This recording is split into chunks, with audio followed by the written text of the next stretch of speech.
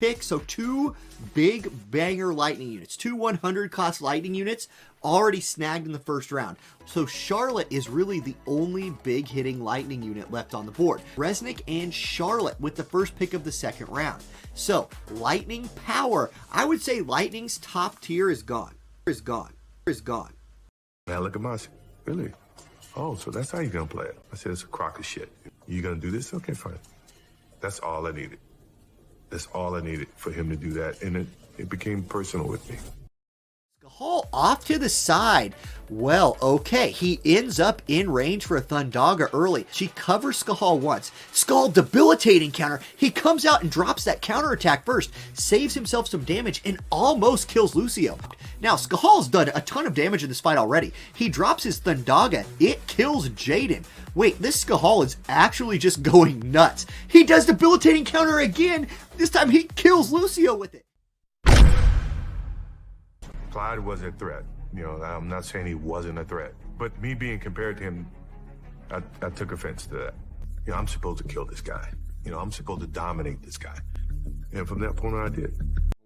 Here's Skahal though. He goes Thundaga. Oh yeah. Oh my god. Skahal just came out here like the thunder god that he is and put a beat down on two units. Skahal is just out here killing people. Dreamy Typhoon comes out, so big water tornado onto these lightning units. Anyway, Kotetsu comes out from Gilgamesh. He can't kill Skahal or Ravis. And Skahal's turn again. Thundaga Dispeller. Look, Skahal just showed up in this tournament. What's up everybody, my name is Kason and welcome back to another War of the Visions Final Fantasy Brave Exvius video. I hope you liked that goofy intro. A huge shout out to Auronnj. I did reach out to him and ask him if it was okay that I threw that in the beginning and he said absolutely. He's a super cool guy. If you have never watched Friday Night Fights, it is so much fun and I highly encourage playing in it. It is the best PvP mode in this game, so if you enjoy PvP for Wotv, seriously, get on his Discord and join Friday Night Fights. It's super fun. That being said, let's start to get into this video, which is my ultimate Skahal guide. So the first thing in my Skahal guide today is the character breakdown, and I've made this graphic here to just kind of summarize who the character is. The stats right here in the beginning, as you can see, his magic is very high. He is the 16th overall magic stat in the game. That is before he equips any sort of passives. He does have 2 magic up passives, though I'm going to show in this breakdown, I think you only want to equip 1. But that being said, his magic can get pretty ridiculously high. His HP is pretty low. That's kind of to be expected since he is a black mage. His agility is about average, dex and luck a little bit above average. So he's not crazy accurate, but he's not the most inaccurate character either. Going over to the left, his mastery ability, he's got 20% magic for self, which is a really nice boost since that's his main stat line. And he's got 200 non-attack casting and attack casting time down. So if you've watched my recent casting time video, you'll know what that means. If you haven't watched it, I encourage you going to watch it now before we get into this because it is going to play a part in the guide. Next up is his resists. As you can see, for physical, slash, pierce, strike, and missile, he is not doing so great. He is pretty resistant to magic with 20% though. Obviously strong against water, weak to earth, just like most lightning units are. And for his jump, he's a black mage main. He's got staff mage, time mage sub, typical 3-1 move jump, and a cost 80 unit. Nothing to write home about there. Down at the bottom, I've kind of highlighted his strengths, which we will go over on this very next slide, which is his bread and butter. And so I call this bread and butter because this is what makes the character the character. This is what he does extremely well. So I've highlighted 2 passives here. So Black Magic Mastery is one that got upgraded on his EX job. It originally upgraded magic 30%. It now also increases magic attack resist penetration by 40. This is huge. If you want some sort of DPS on your team, they have to have penetration these days. People have way too high of resistances, and if you don't have penetration, you're going to be in trouble. Magic attack resist is not something that's super built up right now, but it's still very important. The other one, which I will go over later in the video why it's super important, is Speed Cast. I think this is actually the second passive that you should run on Skahal almost every time. He has another one that just also increases another 30% magic, but I don't think he needs it. His damage is absolutely nutty without it, and I think getting his casting time down is more important. So these 3 things down here, the first one is his counter, and the other 2 are his abilities that he's going to use very often. The first one, Debilitating Counter. I can't state this enough. I legitimately think that this is the best counter in the game. I'm not joking. People will argue reflex. Reflex is like a 15% chance of happening. And yeah, you dodge it, and that's great. Reflex is fantastic. This counter chance is 50%. It has a cast range of 4 and a range height of 2. So if you are within 4 range and 2 height range, there's half the time this is going to happen. The best part about this counter is that it's preemptive. That's what this little arrow means. So if you attack Skahal and he lands his counter procs, he's going to hit you before you hit him. This does quite a bit of damage. It's a 121% modifier. That's basically around the normal modifier of everyone's kind of like basic attack. You know, if you were to use like a thunder or something like that, the modifier is pretty close to this. It is not a lightning attack, so that unfortunately is a little weaker for him, but 121 mod is no joke. And it also, that would already be insane, but it also decreases 39% attack and magic on the character. So he hits him first, he does really good damage, like I'm talking 3,000 maybe, like it's pretty solid damage, and he nerfs their attack and magic before he gets hit. It's absolutely nutty counterattack. I legitimately think this is the best one in the game. I can't state this enough. The next thing is the main thing that makes Skahal work, and I can't tell you how good this ability is. For those of you that don't know, this ability debuffs lightning resistance by 38%. That's more than any of the lightning resist debuffs that Ibarra has. But her Wailing Storm ability, if you're familiar with that ability, has the exact same range, height range, everything. All of that is the exact same. The difference is Ibarra's modifier is only 140. Skahal's is 185. So this is a much harder hitting move. It debuffs lightning resist even more than hers does. It's only 30 AP, so he can use this quite a bit. This ability is ridiculously good. It has a 280 cast time, which we're going to go over again in the next slide or two. And the final ability that makes him work is that he can actually do okay versus evasion units. People don't think he can, but you can run Staff Mage Subjob. Staff Mage Subjob has Energy Buster. This is a 220% modifier, which is pretty darn high, and it is a guaranteed hit 3x3 grid in front of him. This move is super slept on. I feel like people forgot this even existed because the only person who really ever used this was Killfay, like way back in the day, way before EX, but this move is still really legit and should not be slept on. The next slide that I'm going to go over is target selection. So obviously, some of this is pretty self-explanatory. You want to target water, you don't want to target earth. The one exception to this rule is Celeste. If she throws on her runic ability, Skahal can literally do nothing. I'm telling you, he's not going to use his limit break because it's going to do less damage than his Thundaga Disposer ability. So basically, he's just going to get runic absorbed every single time. If you know you're fighting against Celeste, don't use Skahal, even though there's the element advantage. Trust me on that one. The other one you want to avoid is Velis. Now, this isn't a super hard counter, like this isn't nearly as hard as Celeste. The reason I throw this up there is just battling against a team full of hasted enemies. If Skahal does not one-shot the unit that he's targeting, which there's a chance that he might because he does a lot of damage, but if he doesn't, he can get in trouble versus sustained team such as Velis because he's got crazy heals, crazy haste, and he will eventually get sped and outlapped if he's not doing enough damage early in the fight. So because Velis is just such an insane support unit, I do try to avoid him when I can. On the left side here, against Elena, you can do one of two things. You can either go a super accurate build. You can build all accuracy and luck trust stones and run a Nagayon, at least in the sub VC. If you go just like full accuracy, I'm talking the Spirit Pen glasses, you know, maybe running an Alexandrite ring, something like that. If you run hyper accuracy, you can hit her with Thundaga Disposer and you will delete her. The other thing is if you don't want to run the aim runes, all those kinds of things, don't want to run accuracy at all, you can just run Staff Mage sub against her and you can Energy Buster and you're almost always going to one-shot her from that too. So he actually does pretty darn well against evasion. People don't think he does, but he actually succeeds pretty well against that. Another really common meta unit that he does fairly well into is Esther. Esther is insanely bulky versus physical. However, she is not versus magic. The only thing that she has going for her against magic is AoE resist. I was fighting Esther's in arena battles in top like 200-ish PvP, pretty commonly hitting for about 7,000 or a little more. So you may not one-shot her, but you do quite a bit. And unless she limit breaks you, you're not going to die in one hit. So you actually do fairly well against Esther, as broken as she is. So the next thing I want to go over is the vision card layout. This is crucial. In order to make Skahal work, I think it's really, really important that you have Ibarra's vision card. Can you make him work without her? Yes, you can. But if you want the optimal Skahal, I really genuinely believe that he needs this in the main card. For sub-vision cards, the best is Europa. It gives party agility, which is great. It gives magic attack, which is great. But the main thing for him is that it gives ability activation time down 100.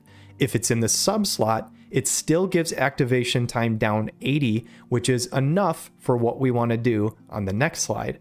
If you don't have Europa, you can in the sub slot run this MR card, the Envious Magician card. It actually also gives 100 cast time down to the person wearing it. It gives 30% magic to the party, and for lightning users, it also, I believe, gives Man-Eater. So this is actually not a bad card at all. So if you don't have Europa, don't feel bad. You could run Envious Magician as a sub slot, and it still would work really well.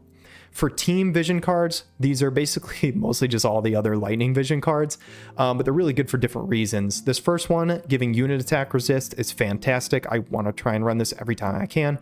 Ramuh's self-explanatory, gives magic percent up, which is great for Skahal. This third one gives agility up, which is great for Skahal. This gives slash resistance, and this one also gives accuracy. So just depending on who you're going against, any of these can work, but the most important thing for Skahal to work well is to have this in the main and one of these two in the sub slots. So let's get into this Thundaga Disposer skill, and I'm going to explain now, those things I was talking about earlier with the casting time. So this skill has a casting speed of 280. And again, if you were to go back to my casting time video, you'll know exactly what this means. The initial casting time, just like every other person, is 1000. Now we are going to try and get this skill down to be as fast as we possibly can. Without doing anything, his master ability reduces casting time by 200. What this means is our casting speed of 280 on tick 1 would be 280, tick 2 would be 560, tick 3 would be 840. So naturally, without equipping anything to this character, this is a tick 3 spell. That's a little slow, and I don't really like that, so we're going to try and get this down. But you're going to see, without even really going out of our way at all, we're going to get this casting time down very drastically. So he gets 200 down from the master ability. That speed cast passive that I talked about earlier in the video drops it down 250. There are trust stones that you can build that gives 200 attack ability activation time down. And then the Europa sub, as I said before, even if it's in the sub VC, will give 80 down. We'll give 100 in the main, but we don't need 100, because as you'll see, with 1,000 subtracting all these things, our final casting time for this ability is 270, or final casting time for Skahal is 270. With a casting speed of 280, what this means is that this is a one-tick cast, which is fantastic. This ability is going to go off insanely quick, and you're going to see in the presentation how deadly this ability is. So here, just really quickly, I want to go over my favorite TMRs and runes for him. This first one is Black Rose Helena's TMR. This gives agility up and a 3-hit shield of 35%, both physical and magic. This is probably my absolute favorite TMR to run on him, just because it gives him a little more bulk, a little more chance that he'll survive 1 to 2 hits, and it also gives him agility, which obviously he's kind of an average agility, so getting him to move faster is really, really great. Another one that I like to run on him, especially if I'm running Ibarra on the same team, so that I can give Ibarra this TMR, is Zombie Mask. And I know this is just... it's a TMR that is good on almost everybody. It's really great on Skahal because unless somebody has re-raise removal, he's guaranteed to take at least 1 hit and still be in the fight, which is great. This third one's a little more niche, but it just kind of depends on what items you have, what equipment you have. This is actually Lemure's TMR. So this gives unit attack resist up 10, which can be nice. For the most part, if you're running against a tank, the unit resist is probably not as important as AoE resist, but it still could help. And if you're looking for just like the most magic stat you can get in the game, it's going to be this route, because normally having just the weapon as your TMR and then equipping with trust stones, you can get it insanely high. This staff with trust stones could have over 300 magic, which is pretty crazy. And then the fourth and final one that I haven't tested a lot, but I think is kind of fun, is Ibarra's TMR. This upgrades your magic by 100% and move by 1 for 1 turn. So basically, if you're on a map that he's a person that doesn't have a lot of buffs to use unless you're running Time Mage sub. So you can use this on the first turn, buff his magic insanely high, and then he just goes for a Thundaga Disposer and just nukes the whole team in 1 hit. So you could run this to pretty good success as well. For Trust Stones, must-have passives, these are things that I think I'm going to equip on Skahal every single time. The activation time down is crucial. You need this for him to work to his best ability. Dex 15% is always good because it's going to help crit chance and hit chance. Even if you're not against evasion, I think the Dex is just really valuable. For the other attack passives, it all depends on what equipment you're running, who you're going against, and I know you guys are smart enough to kind of figure out what you want to fit in there. In terms of the defense ones, HP 10 and Luck 10 are just always good. Helps accuracy, helps crit evasion, and it helps survive. Depending on who you're going against, you might want different resists, things like that. The Trust Stone sets, my personal favorite on Skahal is Aim, just because, you know, building a lot of different sets of Trust Stones is hard, and honestly, even with just Aim, his damage is so crazy. I've never actually even ran this dude with magic runes. I don't know how much damage he would do with those. I can't even imagine. But if you run Aim and Luck, you can fairly reliably hit evasion. In worst case scenario, if you can't hit him, like I said, you just run Staff Mage sub and Energy Buster will nuke him anyway. Another one that I think could be really good is Speed, just to boost him up. Like I said, average agility, more speed is never a bad thing. I think Luck is my favorite defensive one, but I could see a case for HP. Equipment options. This is very, very situation dependent, I would say. It all depends on what equipment you have, what Trust Stones you have equipped, things that you want to have on Skahal, whether it's in the weapon, the armor, the accessory, the TMR. You want to have some sort of Spirit Pen, some sort of Magic Pen, some sort of Magic Attack, some sort of Lightning Attack. I would say you want those 4 things and Magic percentage. So if you can get those 5 things, Magic, Magic Attack, Magic Pen, Spirit Pen, Lightning Attack. Get those from either your weapon, your accessory, or TMR. Don't overlap them. Figure out a way that they go together, and you'll have some success. Okay, so for a brief rundown through Wotv-calc, I've gone through the breakdown already, but I just want to go through a few things here. As you can see, his TMR is this Gauntlet of Thunder. This TMR is crap. Don't ever run it on him. You consume 20% own HP. He is already squishy enough. You don't need to nerf him any harder by doing that. Going into the skills here, these are where we see all his passives. Black Magic Mastery, as I said before, is very, very good. Speed Cast is very, very good. This defense up is really outdated. So many people have defense pen now, I just don't care about it. We don't want null CT changes. This magic up level 1 is the only other one that we would consider running as our second passive. If you feel like you need more damage, go ahead, but I have never felt like I need that on him. You're always going to run Debilitating Counter every single time. These other 2 counters are whatever, but this one is the best counter in the entire game. Moving to his main job, regular Thunder ability, nothing crazy. Bio, nothing crazy. Thundaga, this is just a way worse version of Thundaga Disposer. So Thundaga Disposer is actually his level 25 skill. It's not the upgraded Thundaga. It's a completely different skill. As you can see, it's a much bigger range. I mean, this range is insane, guys. He can hit 6 spaces away with this thing of range height 2, so it's just crazy.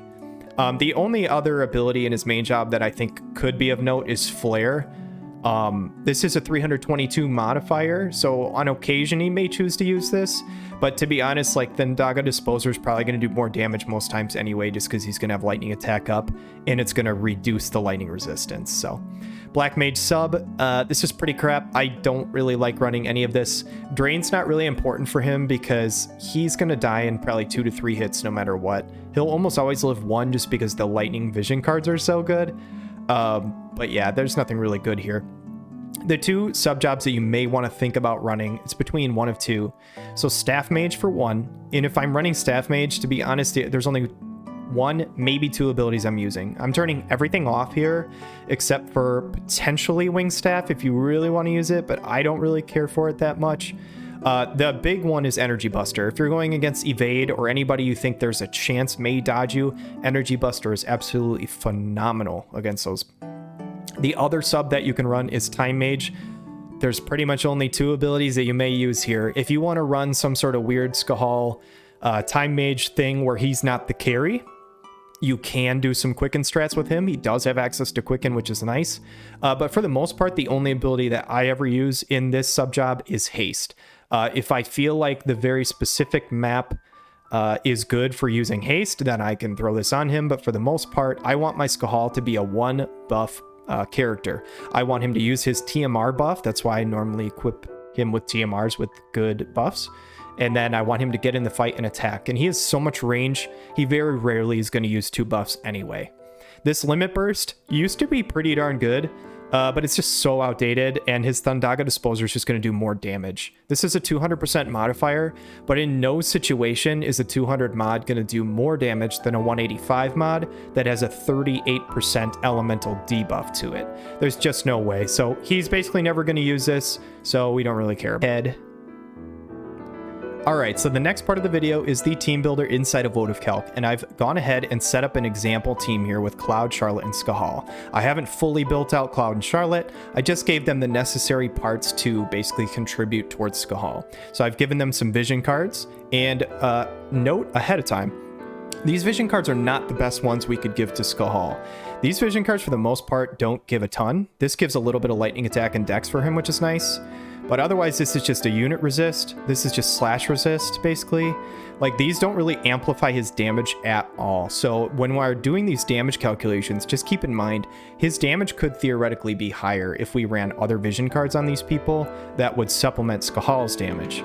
If we ran somebody like Ibarra in one of the other slots, we could amplify this a lot more because we're going to be doing more cards that are magic focused. So we've gone ahead and got our support skills like we described earlier, got debilitating counter on. The Esper I've got on is not his best Esper for damage. If you're looking literally just to do the most damage, you want to be running Bahamut. However, I'm building Ramuh just to show that his damage can still be pretty insane, even when kind of going more of an accuracy type thing. So I haven't done a full accuracy build here. I've gone more damage, but my trust stones are actually accuracy. So again, I want to state this damage that I'm showing you could be upgraded. We could run magic trust stone sets, we could have better VCs, all those kinds of things. But the trust stones I'm running are pretty similar to what I would run in-game. So I've got the skill activation time down, I've got dex, magic attack, accuracy, lightning attack, and magic resist penetration. And then I've got my luck set on the left with some different resistances and things like that. And the weapon I've got gives spirit penetration. You could either run this or the Sakura staff, they're both really good. 30% magic is a really nice buff for him. So let's scroll down, take a look at his final stats. So HP is 7439. Nothing insane, but it's definitely not terrible. For the most part, because we have 20 AoE resist and 20 unit attack resist from our vision cards, we should live through a hit, regardless of who is hitting us. Our magic attacks stat is okay. It's 1439. In the test runs later in the actual game that I'm playing, this magic stat is higher. Just kind of depends on what you want to build. 89 agility is okay. Again, you could run things that upgrade this more. You could run an agility set instead of accuracy for your trust stones. That would improve this quite a bit. And I got 75 lightning attack and 55 magic attack. So we've got an additional 130 modifier on our Thundaga Disposer here. 74 accuracy is not bad. 50 magic attack penetration, 40 spirit penetration, and yeah, 20 unit resist, and let's see, AoE resist of 20, so not bad. So if we come down here, and we target a light unit with no stats, with 50 faith, Thundaga Disposer is going to do 11,861. So first, when we do these damage calcs, let's pretend we're fighting somebody like a Locke. Let's give Locke like 20 spirit. I don't think he normally goes anything crazy high. 20 spirit, we're doing 10,436 on a crit. We're going to give him a little AoE resist. Most evasion teams do not run a lot of AoE resist because they can't afford it with their VCs. They're running evasion, agility, and luck. But we're going to be generous. We're going to give him another 10 AoE resist just for shits and gigs here. And let's go ahead and give him 15 magic resist. So our Thundaga Disposer is doing 8688 in damage to lock. This should be just about enough to one-shot him. And I do think for the most part, these buffs that I'm giving him are fairly generous, actually. And this is if we haven't buffed it all. So we could theoretically run a TMR like a Garble TMR, an Ibarra TMR, something like that that could increase damage. We could be running with Resnick that could increase our lightning attack, all sorts of things. So one buff at all, and lock is toast, like guaranteed on this. Just for an example, just to show some damage, with this generous build, Energy Buster is still doing 7681, so this guaranteed hit is still doing really solid damage to evasion. Again, this is an AoE attack, so yeah, that's pretty respectable. Now, let's change it up. Let's keep the same defensive stats, but let's upgrade it to 97 Faith like we're going against Elena. You can see instantly, Energy Buster is doing 10k in a crit. Thundaga Disposer is doing 11.4. So we are basically guaranteed killing Elena in one hit. Regardless if we use Energy Buster or Thundaga, she is done. Okay, so now for some damage calculations against Astrius instead. I've changed it to a human water. I don't have anything put in here. And obviously this number is kind of hilarious. It's 16,795. That's probably not going to be happening if we're realistic. For one, Astrius starts with a 10 innate AoE resist, guaranteed.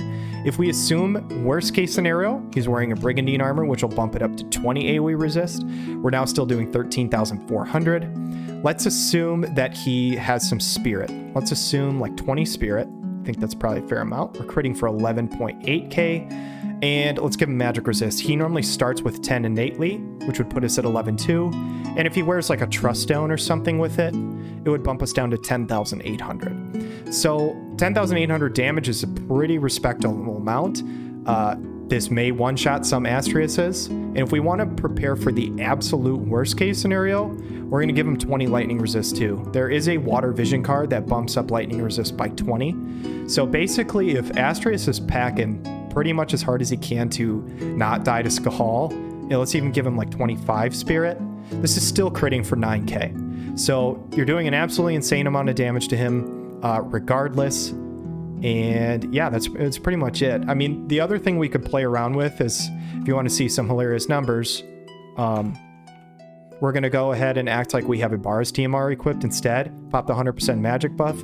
Well, now, even with all this stuff, we're doing almost 11k to him. So hopefully these damage calcs show you guys how much damage Skahal can actually do. It's pretty insane if you don't build for him. And I'm going to show you exactly how scary he can be in this arena showcase.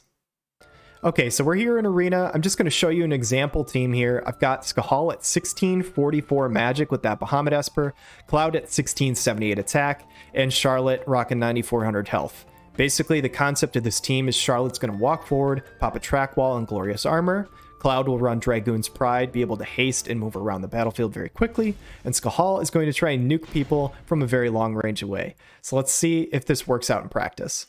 Okay, so to start the battle, we're going against a Leela, Resnick, Astrius, and I'm going to show you a few just different kinds of team comps, just to show you how Skahal performs against different types of units. Obviously, Charlotte's going to go a track wall, run forward. Skahal's going to use Black Rose Hell on the TMR, and move forward as well. The opponent team's going to buff up.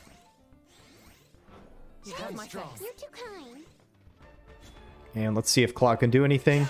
Pops up, goes Ascension on Astrius, does a ton of damage, almost kills him in one hit. And this setup is perfect, as Cloud has a flank, Charlotte's running forward to tank, and Skahal is by these three, where he can basically get a bunch of AoE damage if they step forward. So let's see how much Skahal can do. 9300 with Thundaga Disposer, not bad. Cloud will clean that up with an auto attack.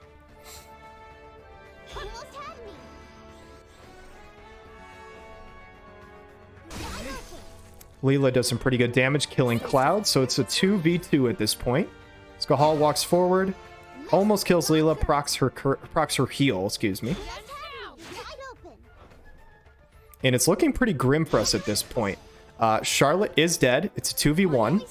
They've got the buff up from Resnick. Skahal goes in, Thundaga Disposer, kills both of them in one hit, and we clean it up. So that was pretty much a Skahal hard carry. And let's see the next one. Okay, so for this fight, we are going against a 120 Little Leela Halloween, 120 Little Leela the Bold, and 120 More the Merrier. So dual wind plus Leela Splash, and let's see how it works out. Obviously, same strategy as last time, same buffs and all that kind of stuff. And we're just going to try and see how much damage Skahal can get off in this fight. So one crucial thing to note is that Skahal's only running one buff. I don't have haste on. So he's just running Black Rose Talon, a TMR, and then a walk forward. The nice thing about this is that his CT does go up a little faster just because he didn't use an ability. So it takes about half damage for more the merrier, but walks up, one shots more, and procs the heal from Little Leela. So Cloud goes over and kills the other Little Leela. Charlotte walks forward, and now we are in a perfect situation. And I believe Cloud will take care of her. Proc the courage. And Skahal is just going to walk up and beat her with a stick. So let's go and see the third fight. Okay, so this third fight is going to be against a full Dark team, and this is a map with Dark / attack up. So just keep that in mind. This is a team with a pretty big, massive buff. So it's a 120 Dwayne, 120 Helena, and 115 Leela. And can Skahal overcome? Alright, so just like the last couple fights, Charlotte's going to walk forward, get her buffs online. The other team's going to do the same. With this massive map, a lot of times what happens is just the units just buff for a long time. But Skahal's going to walk forward and try and see if he can delete that Dwayne. Cloud goes Punisher mode, and what can Skahal do? So he walks up, charges, and this is actually a weird CT timing because there are two people actually go in front of him, but Thundaga Disposer goes off for 9,300 damage, so pretty good damage, doesn't kill. He walks up, and he debilitating counters for 5,600 damage. So if you didn't believe me before that that is the best counter in the game, maybe you believe me now. That did half of his health. So Cloud almost dies to Leela. He's got 97 health, walks up, triple slashes. Skahal channels Thundaga Disposer. Let's see the damage. 9,100 and 10,000. So between the two, almost 20k combined. Leela knocks out the Cloud.